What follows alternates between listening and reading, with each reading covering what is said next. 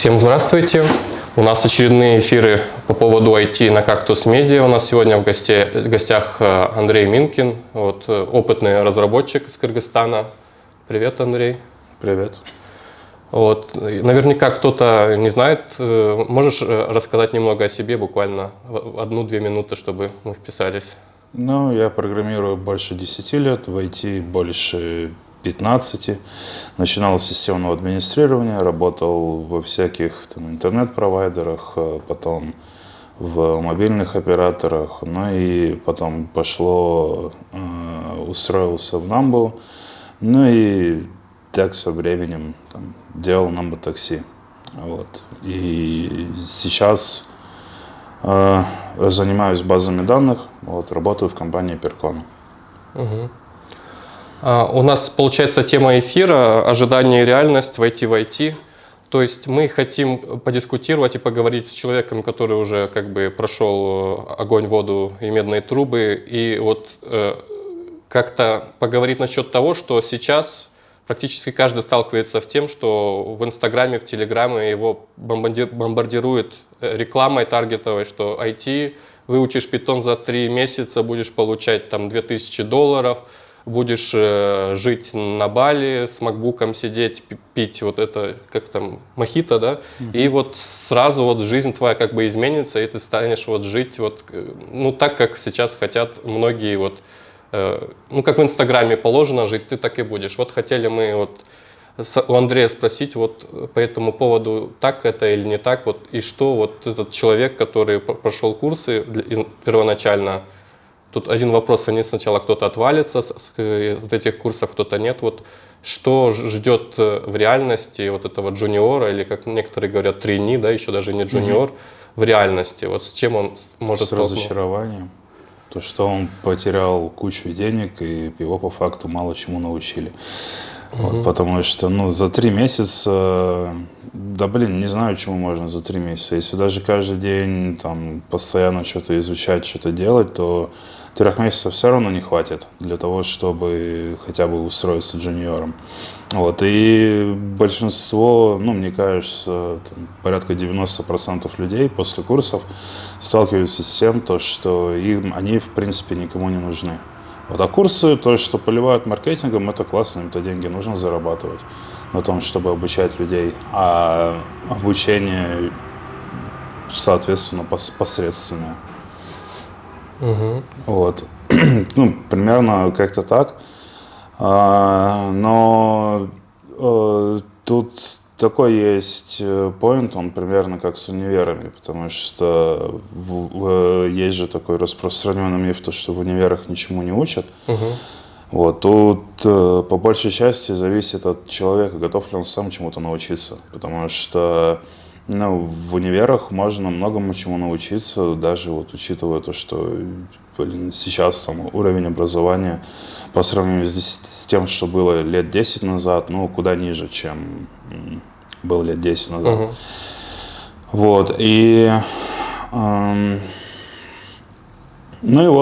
Получается то, что человек, который сам не хочет чему-то научиться, который ходит и развешивает ярлыки, чему меня вчерашний джун может научить, либо я хочу учиться только у сеньоров, либо мне нужны какие-то ментора. В общем, в конечном счете это тщеславие и развешивание ярлыков и стопорит обучение и развитие человека. Потому что, какая разница, ты заплатил за это. Сколько сейчас курсы стоят? Насколько я знаю, такие очные, более нормальные, это где-то около 10 тысяч сомов в месяц. Ты потратил 10 тысяч сомов в месяц, чтобы что? Чтобы говорить, что курсы фигня, меня ничему не учат. Такое себе. Я просто слышал, что от тех же людей, которые рекламируют на курсах, что в реальности условно из 10 2-3 человека в итоге находят работу все-таки. Да, но это те люди, которым курсы в принципе и не нужны были. Они бы смогли это освоить самостоятельно, потому что в любом случае, если ты хочешь получить профессию, ты хочешь чему-то научиться, ты в любом случае будешь что-то осваивать ну, дополнительно, помимо курсов, будешь смотреть какие-то видосы, потом подпишешься на какие-то пару YouTube-каналов, которые будут объяснять. И в конечном счете некоторые люди приходят к тому, что зачем мне курсы, если вот там вот тот человек на YouTube, он вполне себе хорошо объясняет все. Ну, так вот. Угу. И еще вот у Андрея есть телеграм-канал, он называется... Retired on Fire. Да, вот. Андрей Минкин, если искать на русском. Вот, если кому интересно, заходите. И там вот я видел, ты написал про джуниорские боли какие-то, у тебя пост, что сейчас что-то изменилось. Вот то, что ты считал там о джуниорах раньше, то сейчас, условно, например, я там помню пункт, что, например, теперь не нужно, чтобы обязательно кровь из носа именно вот в Бишкеке, если ты живешь прям в Бишкеке, искать первую работу, что есть какая-то сейчас появилась возможность. Вот можешь об этом рассказать вот для тех, условно, 3-4 из 10, которые все-таки чему-то могут научиться на курсах или самостоятельно, вот какие их пути ждут для того, чтобы они как-то первый опыт свой получили работу? Ну, вообще я раньше думал, что по-хорошему, чтобы был офлайновый коллектив, потому что, ну, в офлайне мы все-таки общаемся быстрее, чем в онлайне. И работая там, не знаю, в офлайновой компании, которая в Бишкеке, с которой там с такими интересными, сильными ребятами, можно попробовать достаточно быстро вырасти. Но в последнее время я это переосмыслил, и все пришло к тому, что ну, вопрос обычных денег, и если ты хочешь зарабатывать там чуть больше денег, то проще жить там, не знаю, опять же, вот в Кыргызстане, а работать, не знаю, на какую-нибудь европейскую компанию, штатовскую, и стараться попадать уже больше туда, потому что разница по доходам будет куда более интересная. Потому что в Бишкеке обычно после курсов я там, ну, недавний случай был, что людям даже нужно платить, чтобы пройти стажировку. Вот это прям очень интересно. Ну, в том плане то, что, блин, камон. То есть я условно год учился там, да, и еще год кому-то еще платить за то, чтобы пройти стажировку, но это, блин, такое себе. Вот, но да, такая тема есть, но джуном там, не знаю, ну, будут платить баксов 300, ну, максимум 500, в то время как за рубежом, ну, работа удаленно, можно, в принципе, выбить там 800 тысяч, это будет вполне себе нормальная тема. Вот. Поэтому, ну, то есть, просто исходя из того, сколько денег можно будет зарабатывать, из того и исхожу, то что... А именно по опыту, вот если офлайн в Бишкеке, это ты как-то лучше прокачаешься, пусть и там за $300, чем там за 800, но там непонятно. Ну, как. офлайн в Бишкеке какие языки будут? Общение. Ну, либо кыргызский, либо русский. На русском говорит, в принципе, СНГ. А если идти там по зарубежным компаниям, то там английский. А на английском, ну, английский кормит куда больше. Поэтому как-то так. То есть ты уже прокачаешься в английском, это уже круче, чем ты в каком-нибудь языке программирования прокачаешься. Ну, да? первый язык, как я там всегда говорю, который стоит там изучать, когда идешь в программирование, это английский. Потому что первоисточники всего того, что говорят на курсах, это просто 2-3 лекции в университете на английском. Там от MIT, от Принстона или от еще кого-нибудь. И все.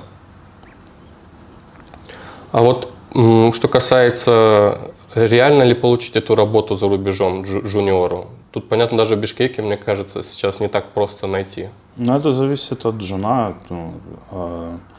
На курсах особо не учат проходить собеседование, но самый хороший способ научиться проходить собеседование – это проходить собеседование.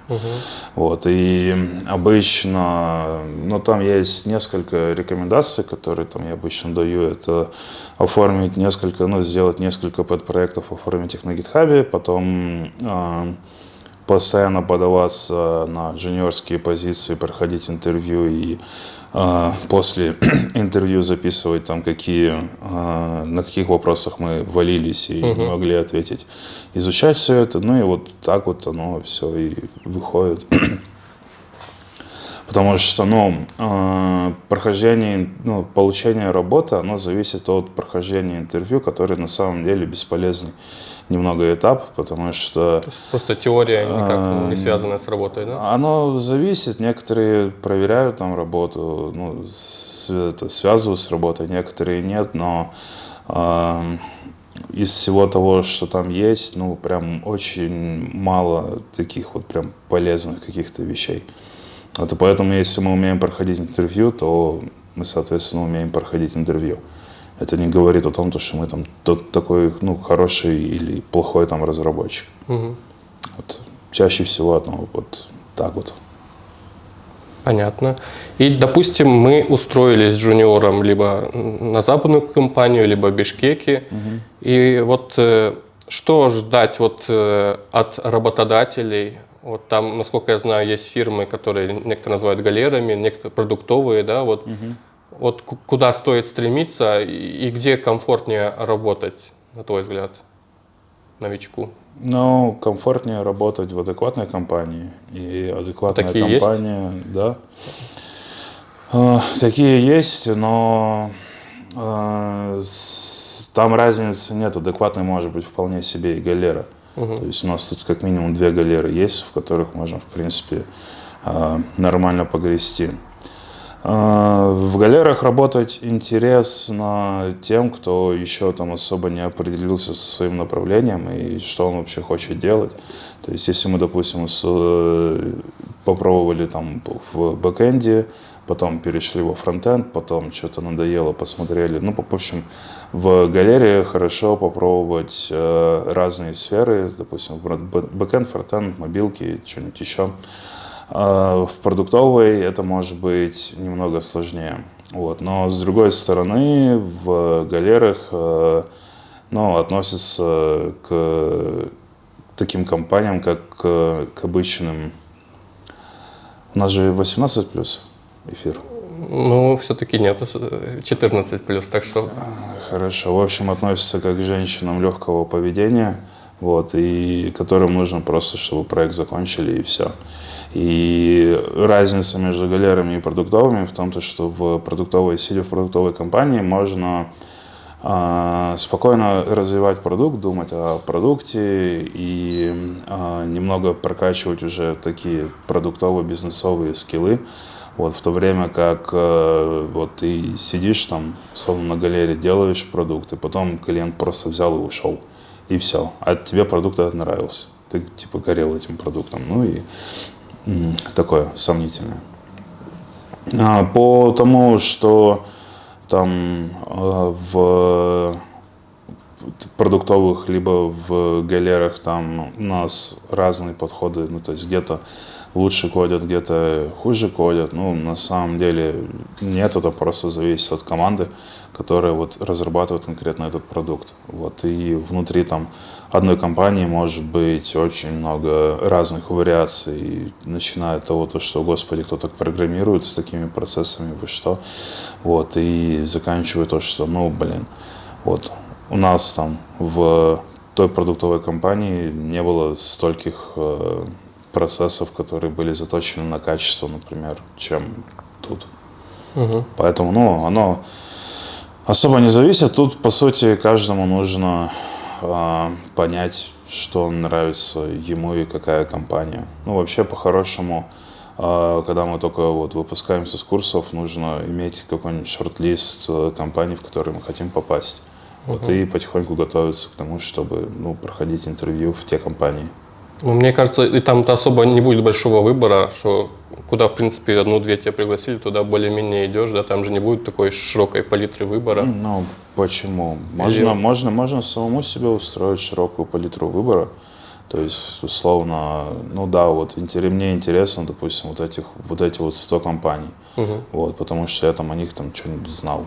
Было бы прикольно с ними поработать. И, из этих 100, если в 1-2 пригласят, то будет хорошо. То, что когда ребята ищут работу, они не составляют там эту воронку из компании, это как раз-таки одна из таких частых ошибок. Потому что все думают, что типа вот я ищу стажировку, но ничего не хочу для этого делать. Или я хочу работать, но вот работы нет. Ну, такое себе. То есть, если кто ищет, кто умеет хорошо проходить интервью, делать резюме хорошее, тот обязательно найдет что-то, да? Ну, да, но если даже он не умеет, то, скорее всего, он хотя бы, не знаю, пообщается или подружится с парочкой рекрутеров, вот, чтобы получить там обратную связь о том, что не так с его резюме, вот, либо что не так с тем или иным там этапом. Так что, ну, как-то так. Понятно. Еще вот есть такое распространенное мнение, что джуну как бы и не следует платить, как ты сказал, что есть компании, где наоборот джун должен платить компании, потому что на него столько сил сеньоров, медлов уходит, то что они полгода в него там вкладывают все лучшие силы, и поэтому... Вот это как раз-таки показатель неадекватных компаний, в которых не стоит работать. Потому что даже сеньорам нужно обучаться. Вот, и даже в развитие сеньоров компании вкладывают деньги, ну, учитывая то, что, допустим, вот нам надо взять, освоить там Kubernetes, потому что мы будем делать продукт там на Kubernetes, и компания находит курсы, отправляют туда ребята проходят и потом уже продолжают строить. Вот. Должны ли платить за это сеньоры? Ну, не знаю. Вряд ли. Потому что это же видение компании, и компания туда хочет. Вот. А сеньор, ну, он такой, ну, типа, да, можно освоить этот Kubernetes, но я и без курсов его могу освоить. Ну и да, вот в любом случае обучение – это там часть работы. Вот. А если... Ну, Джон – это такой человек, который вот даже если он мало чего умеет, то он в любом случае может много вещей улучшить в продукте. Ну, например, там документацию местами поправить, написать чуть больше тестов, и часто как раз-таки на написание тестов и на какие-то мелкие багафиксы отправляют джунов. Вот. И они на этом более-менее взращиваются и чувствуют себя нормально. Понятно. И еще такой вопрос. Какие вот индикаторы того, что ты попал явно не в ту компанию?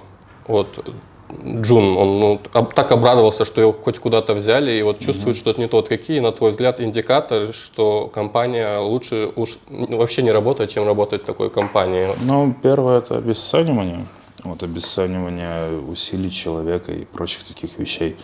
То есть вот мы что-то делали, мы обязательно поговорили на тему, типа, к чему нужно вообще прийти.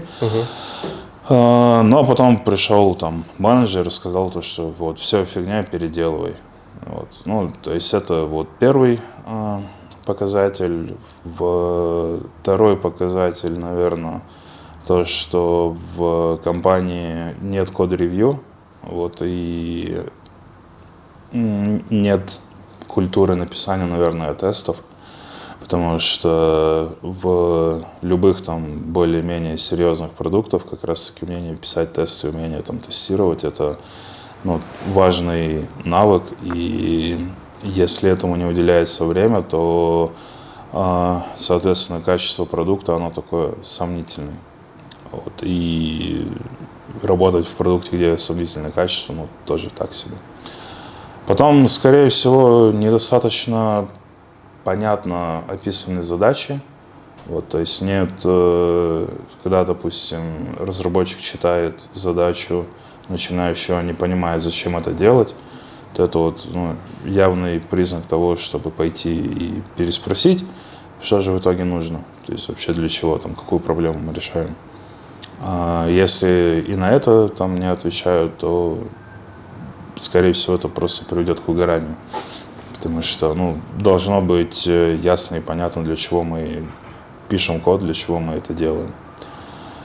Ну и, там, не знаю, всякие такие модные слова, типа токсичная атмосфера, вот это вот все. Ну, как-то А так. вот, кстати, насчет токсичной атмосферы я читал, что, допустим, вот есть СНГовские компании, и там, допустим, на код-ревью или где-то тебе могут прямо на личности перейти и сказать, что ну ты дебил, ты херово пишешь код. А, допустим, в западных компаниях, у тебя есть же опыт работы в западных компаниях, там никогда такого не скажут, и там всегда, ой, ну зайчик, здесь хорошо, вот все как бы Ну, совершенно другой подход к личности, вот это правда? Это не больше подход к личности, это больше просто про рабочую этику. Потому что английский, ну да, скорее всего, на английском можно, ну, есть там явно задокументированные такие вежливые формы обращения. Вот, и когда ты там, не знаю, на код-ревью, либо на каких-то таких вещах, то пользуются формулой, типа, хорошо, можно улучшить там вот это и вот это. А в СНГ, ну, до сих пор привыкли к такой вот немного позиции силы, когда там, ну, не знаю, мы можем там перейти там на личности и просто вот как ГПРи, короче, из 90-х, типа, с какого района будешь, типа, и там твой код с какого района будет, блин, ты тут, ну, в общем, непонятно что. Но это, в общем, просто по большей части про рабочую этику.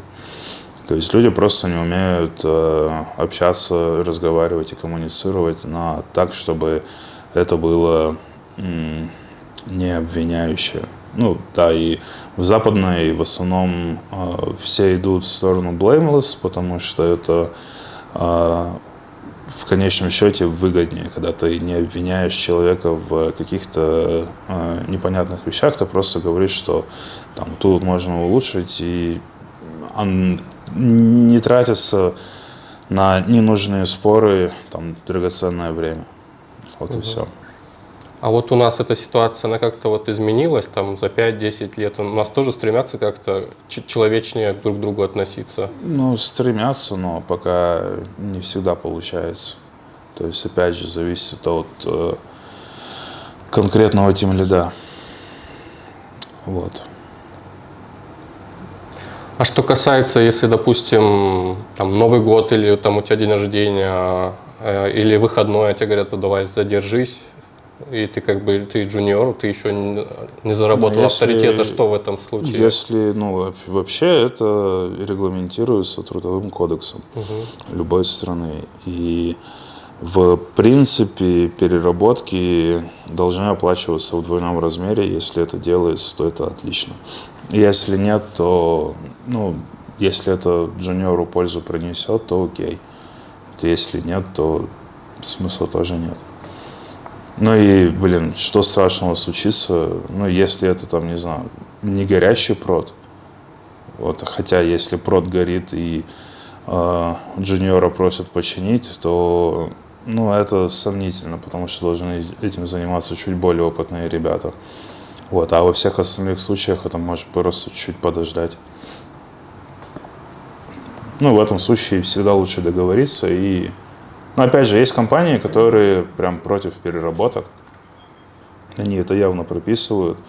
И даже если ты переработал, то ты пишешь, почему ты переработал и что нужно сделать, чтобы такой ситуации не повторялась в будущем. То есть, ну, вот, хороший, нормальный подход ко всему этому. Это одно дело, когда это такой штучный, да, вот, если да. регулярно вот это выходит на какой-то регулярный уровень, то тут уже... Ну, скорее всего, надо менять работу. Так, дальше. Вот ты произнес такое слово, как вот можно привести к выгоранию. Вот есть еще синдром самозванца. Мне кажется, это самые популярные слова. Вот IT, и там сразу, где IT, там сразу говорят про выгорание, синдром самозванца. Вот можешь немножко рассказать о вот этих двух понятиях, потому что не все это знают, что такое, а ты, может быть, уже на себе даже примерил, что это вот Ну, можешь я сказать. не психолог, чтобы об этом говорить. Вот, но синдром самозванца, блин, я не смогу это объяснить. Да.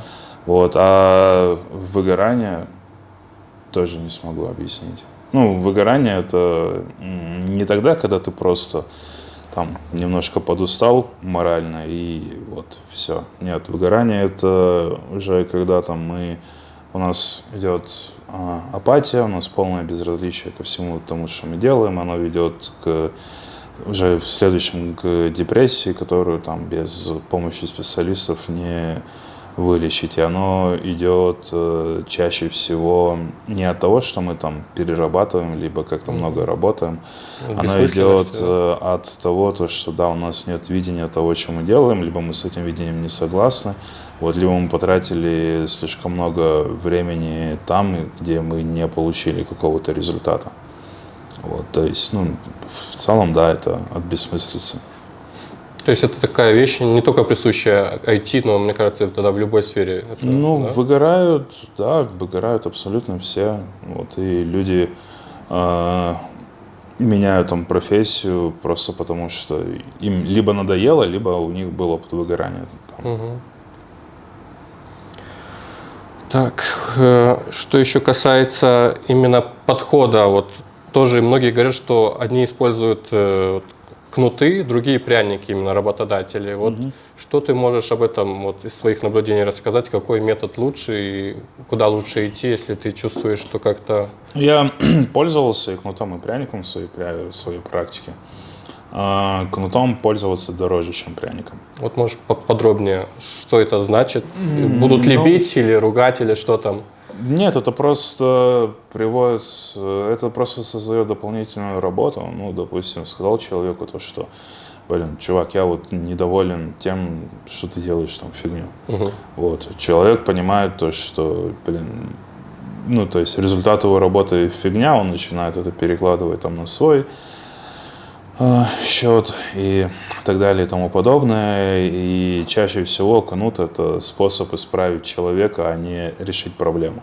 Вот. А если нам нужно решить там какие-то проблемы, которые делает этот человек, ну, допустим, человек выдает код, который нам не нравится по качеству, то это проще решить то, что, ну, смотри, чувак, вот у нас есть линтеры, вот у нас есть там такой вот пайплайн, вот у нас есть такие-то соглашения, вот, и почитай, и если тебе там что-то непонятно, то давай там, не знаю, можем пойти и пообучать, ну, то есть можешь взять там несколько курсов, пообучаться и там пару дней позаниматься такими вещами, чтобы у тебя было что-то лучше. Вот. Ну и это не кнут, это такой, ну, просто обычная адекватная обратная связь. Потому что изменения наступают вообще незаметно, если поступает качественная обратная связь, а качественная обратная связь — это не когда тебя бьют кнутом по спине, вот, когда тебе говорят, типа, что не так и как это можно исправить. То есть вот что нехорошо и как сделать так, чтобы это было хорошо. Вот, все. Поэтому, за кнутом перестал пользоваться, наверное, спустя там пару лет, как начал. Вот, и потом начал постепенно от него отходить, и в конечном счете это, привело к тому, что в разы дешевле по времени заниматься тем, чтобы просто объяснить человеку в форме нормального диалога, что вот есть проблема с фокусом на проблему, а не на человека, и ее можно исправить таким вот образом. Ну, и чаще всего это идет из-за того, что человек чего-то не знает. Вот. Либо у него нет нужных инструментов, а задача менеджера и работодателя — это обеспечить человека рабочими инструментами, чтобы он мог делать работу эффективно, и нужными знаниями, чтобы тоже мог делать работу эффективно. Если, допустим, человек никогда не занимался законами юриспруденции и пришел в продукт, чтобы заниматься законами юриспруденции, ему нужно в первую очередь обучиться каким-то таким вещам. Вот то, что мы данные не можем хранить, или если мы храним персональные данные, то храним по таким моделям, потому что вот у нас есть требования таких законов и тому подобное. Если мы приходим в финтех, то банковские карты мы не можем хранить, потому что потому. Вот, и у нас есть там определенные условия и требования, которые продиктованы и регулятором, и законодательной базой, и еще там несколькими комплайенсами. Поэтому оно как-то так. Мгм. И у меня такой следующий вопрос, не знаю, насколько он уместен, но вот сейчас я вот захожу на вот эти телеграм-каналы, где вот объявления о работе сыплются, и там сейчас очень стало много именно государственных компаний. Прям они, мне кажется, конкурируют уже с частными компаниями, что очень много вот требуют, ну, самых разных там специалистов. Вот стоит ли туда идти или нет? Я не знаю, я не работал. Мгм. То есть Я ничего не могу сказать про государственную ни хорошего, ни компанию. плохого, да? Ну, да, ни хорошего, ни плохого. Единственное, как пользователь, я могу сказать, что те ребята, которые идут, допустим, в ГРС и вот, ну, все то, что связано там с машинами, с оформлением, вот это, типа, безопасный город, это классно, это удобно. И оплачивать штрафы, когда у меня была машина, было там, не знаю, одно удовольствие. Просто с телефона взял, закинул, все, штраф оплатил. Вот. Ну и это как раз-таки было сделано там, под теми программистами, которые работают в госорганах. Вот в налоговую стоит, наверное, хорошим ребятам идти, вот если налоговая платят, потому что у них с их системами, местами прям вызывают вопросы. Ну, видимо, бюджет у ГРС больше, чем у налоговой на разработку, поэтому. Но то, что идет цифровизация, то, что жизнь становится в целом легче и удобнее, это прям отлично. Понятно, да, как о кнутах и пряниках поговорили, о госорганах тоже. А теперь касается именно о размерах компании, именно той команды, где ты работаешь. Где лучше вот как-то прокачаться и безопаснее, когда, допустим, условно, таких же специалистов, как ты, только там медлов, сеньоров много, или ты там один, и вот как лучше? Какая конфигурация команды? Вот, Ну, лучше работать в командах, где есть у кого чему-нибудь научиться. Потому что если ты сам, то ну, сам себя и будешь обучать. Вот, и вполне возможно, будешь обучать не тому, хотя не знаю, тому или не тому. Вот, но, по крайней мере, если будет несколько ребят, которые более опытнее тебя, то в разы полезнее будет как раз-таки, ну, пообсуждать какие-то темы, потусоваться с ними, походить, там, пообсуждать какие-то вещи и так далее и тому подобное. Ну и при этом сейчас же есть, ну у нас же после ковида все начали идти на удаленку, и в компаниях практикуется такая практика, которая работает удаленно, что там, не знаю, виртуальные кофе-брейки. Просто берешь с кем-нибудь, общаешься, обсуждаешь какую-то тему, и все. Оно и полезно, и классно. Вот, поэтому, ну, лучше работать в компании, где можно что-то пообсуждать с ребятами, которые опытнее тебя. А вот что касается, вот, когда ты проходишь уже интервью, уже тебе предложили оффер, вот какие бы вопросы ты посоветовал задавать человеку перед тем, как поступать на работу? Какие вот вопросы к компании, если, когда напрячься, какие ответы тебе дадут? Ну, собеседование – это обоюдная история. То есть, если мы проходим собеседование, я как компания, ты как соискатель, я как компания смотрю, стоит ли работать с тобой, ты как соискатель берешь и спрашиваешь, ну, и ты понимаешь, стоит ли работать со мной как с компанией. Ну, я как раз таки не понимаю, потому что это мои первые собеседования, я не понимаю, на что обратить внимание. Хорошо, тогда какие вопросы тебе нужно задать, чтобы это понимать? Ну, это в первую очередь нужно подумать тебе. Потому что, ну, конкретно в моем случае, у меня вопросы, они достаточно жестковаты. Ну, например, меня интересует там финансовое положение компании. В том плане, то, что если вдруг это продукт, он развивается на инвестиции, то от кого инвестиции? Вот, публичная эта информация или не публичная? Могут они раскрыть или не могут? Какие это деньги, там, не знаю, умные, либо венчурные, либо там еще какие-то, потому что, ну, это будет, ну, это как раз-таки для меня берет и снижает, допустим, риски того, что у компании внезапно закончились деньги, и типа, о боже мой, нам придется опять искать работу. Потом, ну, меня интересуют, какие процессы разработки, кто как с кем общается, какая лидершип команда. Ну, лидершип — это вот C-level и так далее. И то, если я это не нашел заранее. Потом, может быть, некоторые вопросы по бизнес-модели и по моделям монетизации, типа вообще с чего ребята зарабатывают. И, в общем-то, это все. Ну, потому что у меня все вопросы вокруг денег, потому что, ну, я-то коммерческий разработчик, а коммерческий разработчик решает задачи бизнеса тем, что он там берет и программирует. И, соответственно, в каких-то бизнесовых вещах нужно разбираться. Вот, и не знаю, для разработчиков, которые вот начинающие, можно поспрашивать, есть ли практика onboarding buddy. Это человек из компании, который на время онбординга, когда мы попадаем в компанию, отвечает на все вопросы, которые возникают. Вот, может быть, выдает задачи и, в общем, следит за тем, чтобы человек заонбордился. Потом, какие процессы разработки, есть ли скрам, есть ли спринты, пишут ли ребята тесты, как устроен деплой, допустим, в продакшн, как часто они деплоят в продакшн, какие-то такие вещи.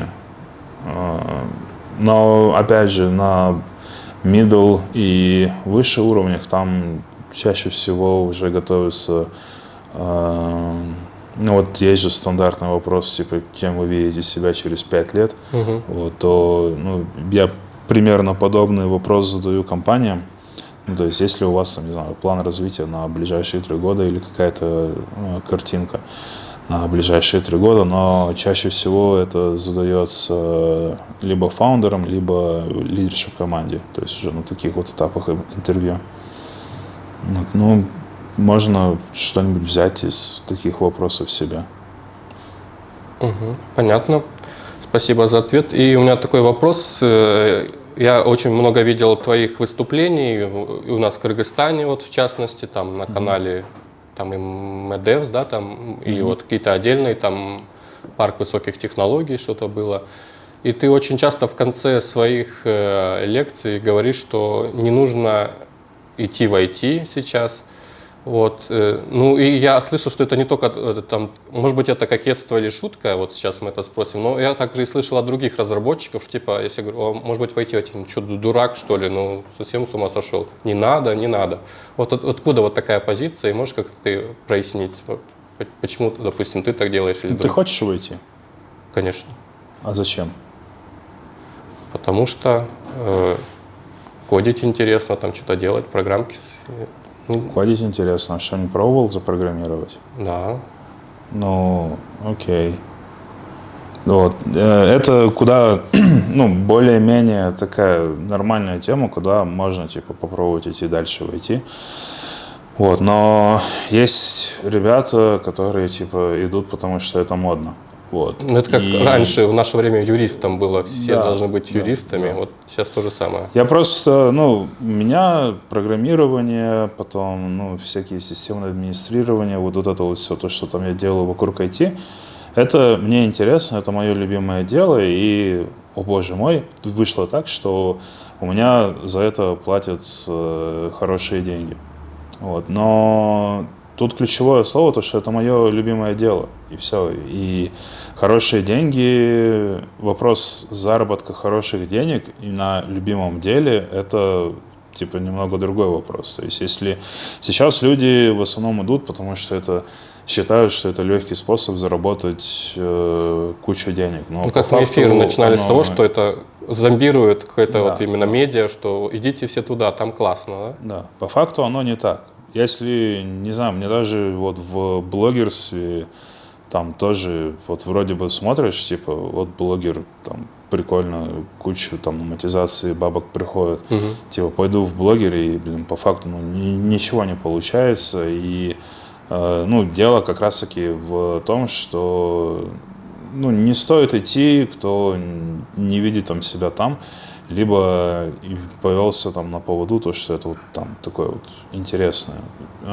Все начинается с того, то, что Ну, нужно решать задачи, нужно кайфовать от того, что решаешь задачи, и вот в этом случае все будет более-менее нормально. Вот. Но при этом справедливости ради, я не тот, который типа не идите в IT, то есть если вы ради денег, то не идите в IT. Вот. Ну, нет. Если вы любите свою работу и хотите, чтобы было больше денег, то без проблем идите. Вот. Но это местами будет сложно, непонятно.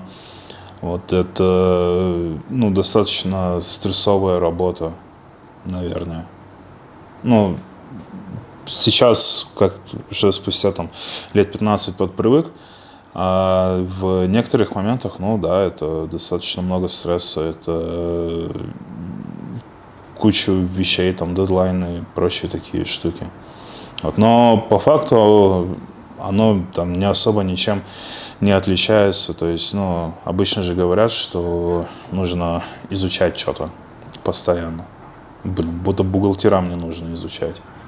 Тут вот у нас налоговый кодекс, блин, изменился. Так вот, пожалуйста, что, блин, не надо изучать, надо. Вот с юристами примерно то же самое. Да, блин, в любой профессии нужно постоянно что-то изучать. То есть даже, блин, сварщику, по идее, нужно идти в сопроматы и в прочие такие вещи, и, там, не знаю, находить какие-то новые способы сварки, смотреть там, ну, проходить постоянно и повышать там свою квалификацию. Ну, недаром же даже в рабочих специальностях есть разряды. То есть слесарь-сборщик, потом, ну, токаря, фрезеровщики, у них там тоже есть разряды, все начинается со 2-го разряда, типа джун. Вот, самый такой классный, это 6-й разряд. Но оно все идет за счет обучения, за счет чтения там дальнейших документаций и прочего. Вот у меня на заводе случай был, когда там было лет 14-15, и пытался там вот, на заводе получить, ну, первая моя специальность — это слесарь-сборщик, и там достаточно много времени нужно было изучать, чтобы получить там разряд. Там есть и там нормативные вещи, ты должен уметь читать и собирать там по чертежам, по всяким таким вещам, так что в любой профессии. Не проще, чем какой-то новый фреймворк выучить, да? Ну, да, мне кажется, блин, любой новый фреймворк выучить проще, чем, блин, научиться собирать по чертежам. Ну, прям по таким нормальным чертежам. Ну, если ты не умеешь, конечно. Ну, если да. в школе черчение прогуливал, вот, то да. Ну и потом, не знаю, если работаем с электричеством, то то же самое, там всякие допуски, недопуски, техника безопасности, куча всякого разного инструктажа, потом даже в электрике постоянно выходят какие-то новые приспособления, вот, которые помогают тебе облегчить жизнь. Вот. И в целом, не знаю, те люди, которые занимаются ремонтом, они, мне кажется, зарабатывают примерно, ну, вот более-менее профессиональные ребята, они зарабатывают куда больше, чем, допустим, чуваки в IT-сфере. Ну, то есть зарплата в 1000-1500 может быть вполне себе, но это там такой тяжелый физический труд. Поэтому, ну, если только ради денег, то если интересуют деньги, то есть другие сферы, ну, например, та же самая торговля. Вот. Классная вещь. Вот. Либо что-нибудь другое. Вот. Ну, как-то так. То есть, подведу итог, то есть у тебя, допустим, лично нет задачи кого-то отпугнуть, вот, чтобы никто больше не ходил в IT, а это именно вот те вот массы, которые именно бездумно туда идут, чтобы как-то они задумались. Наоборот, пусть больше идут, потому что... Больше конвертация будет, да? Нет, у меня просто стопудово будет больше работы, потому что эти люди-то в любом случае накосячат. Вот, и я приду к их работодателю, вот, чтобы исправлять там, допустим, их ошибки, и заработаю просто куда больше на этом. То есть, ну, благодаря вот таким айтишникам, которые попали на которых наняли нерадивые работодатели, которые хотят это потом исправить их косяки, вот на них я как раз таки достаточно вещей заработаю. Поэтому, ну, мне смысл их отгонять. Тогда все идем в IT, чтобы Андрей больше зарабатывал, да? Ну, да. Вот, так. Ну, все, большое спасибо. Мы, мне кажется, поговорили достаточно и ждите наших новых эфиров. Большое спасибо за беседу, было очень интересно. Спасибо. Всем пока. Пока.